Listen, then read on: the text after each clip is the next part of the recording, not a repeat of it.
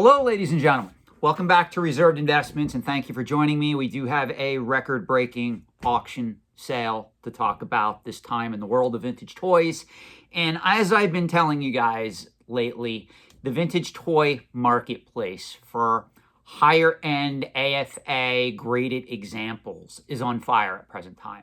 This is by far one of the hottest markets in the entire antiques and collectibles trade. Now that I said that, you'll see Timmys, Kimmys, and Poindexters come into the comment section and tell me, I'm wrong, it's Pokemon, or it's whatever. I'm sorry to tell you, I'm an analyst and a consultant in the antiques and collectibles trade. I spend a lot of time, more than you need to be aware of, doing price research and price histories of items that have sold, items that are coming up for bid, items that a lot of my clients are looking to add to their collections or invest in. And I can tell you right now, vintage toys is one of the hottest markets in the entire antiques and collectibles trade. That's not to say I agree with this market. I've said this before. This is a very high-risk market, as you're going to see as we go through this video, simply because these items are very fragile. They break down. They deteriorate. This is a very high-risk market. Make no mistake. In all honesty, I wish there was another market out there that was trending higher than what vintage toys are. But I have a duty to report the truth. And if you do an analysis right now of how much money is flowing through this market, you're going to see the market cap isn't as great as, say, vintage comic books or rare coins, but there's a lot of activity in this market. And one reason for that is if we do an assessment of where this all started, toy lines from the 1970s, 1980s, a lot of individuals that are my age or older that grew up with this stuff now have substantial amounts of their own money to go back and buy this stuff and relive their childhoods, relive their youths. Again, I will talk more specifically about the market for vintage toys in another video. That's really not where I want to go with this. I want to focus solely on this auction. So if you are unaware, on Saturday, August 17th, 2024, a 1979 Kenner Star Wars rocket-firing prototype Boba Fett J-slot action figure, graded by AFA in near mint plus, 85 plus condition, sold for a record-breaking sum of $1,342,000, and that includes the buyer's premium. Without the buyer's premium, it still sold for $1.1 million. So this is by far now the most expensive action figure, the most expensive toy ever sold at auction, bar none. There was a previous example. I think I did a video on it. It wasn't in this high of grade. That sold through Hake's auction for like $525,000, if I remember correctly, back in June. And at that particular point in time, I knew this market was heating up. I honestly thought that that price was a significant premium to pay for a piece like this. So you can kind of see where my assessment is going to be going in this video. Now, first, I do have to agree with the people that are defending the sale price of this auction. And let me explain. There are people that are coming to me saying, well, Sean, don't you consider this piece, this particular rocket-firing prototype action figure on par with like an Action Comics 1 or a Honus Wagner or something of incredible importance in other collecting fields? The answer is yes, it is on par.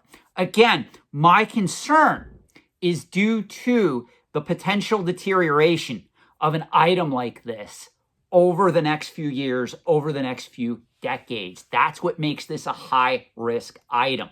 I am not against the vintage toy marketplace. As a matter of fact, you're going to see in upcoming videos, I'm going to show you some of the pieces that I am bidding on. But keep in mind, I tend to go after proof cards. I tend to go after items that are not as high risk from a material and deterioration standpoint as items like this. I tend to go after simple items in the action figure realm, like the advertising things that were produced, some of, I've already said, proof cards, items of that nature. I do not like carded figures. I don't even like anymore a lot of the vintage figures because even if they're graded, they can discolor, they can deteriorate even in the graded case from their respective grading companies. And I consider that to be a travesty, especially when you're paying a premium for this stuff. Now let's talk about this piece. First, I kind of think it's interesting. If you look at this piece, they actually show the actual certificate from Collectible Investment Brokerage that does show when the item was graded, and it just so happens this item was graded on October 31st, 2019. So this item was literally graded on Halloween back in 2019. And here is one of the problems that I have with this piece. When it comes to these type of action figures, depending on how they are stored, the more recent the grading, the better, in my opinion. Now with proof cards, you guys know I love proof cards. It really doesn't matter as long as those items are kept out of direct light because they will fade. When it comes to the action figures though, there is a risk of discoloration. There is a risk of deterioration, especially in a piece that is this high of grade. This is the highest graded J slot prototype Boba Fett action figure in existence. And for the record, there were roughly 100 prototype rocket firing Boba Fett's produced. So for a prototype, this action figure did have a lot of examples in existence and in production. 70 of those 100, though, are believed to be L slot figures. This is the much more harder to find J slot, of which we really think there's only about 30 of these type of figures in existence, which makes sense for how much this piece sold for. It would make sense that the most hardest to find example in the highest grade possible would sell for the highest priced. So I'm really not disputing that. What I will tell people is, though, if you are going to invest in an item like this, it should not be put on display. I want to make that very clear. None of the vintage toys I have that are AFA graded in my collection, proof cards, individual figures, anything like that, they are not on display due to the fragile nature of those items. It really drives me nuts when I see someone pay like $12,000, $20,000, $30,000 for a carded vintage toy from the 70s or 80s, and it's in the AFA case, and they put it on a shelf where it's just standing up. I don't think a lot of people understand the amount of pressure that is just being applied by gravity on the bubble, on the card, on the action figure itself. There is a significant risk to investing in these items that I warn all of my clients through my consulting business. I tell them outright, I do not like this market long term for those reasons. Now, going back to me talking about vintage toys that are soaring in value right now, the 5 hottest toy lines to collect for, and if you have these items, you may want to consider selling them into this market, especially if they are higher end graded AFA pieces, because this market is on fire. Those toy lines are, of course, the bona fide blue chip collectible toy line is Star Wars. The vintage Kenner Star Wars line is on fire right now. But also, there's 4 other toy lines that I want to talk a little bit about. They are Masters of the Universe, which was produced by Mattel. You have G.I. Joe, which was produced by Hasbro back around 1982, 1983, that first premiered. You have the original coveted Hasbro Transformers line, which also debuted in the early to mid 1980s.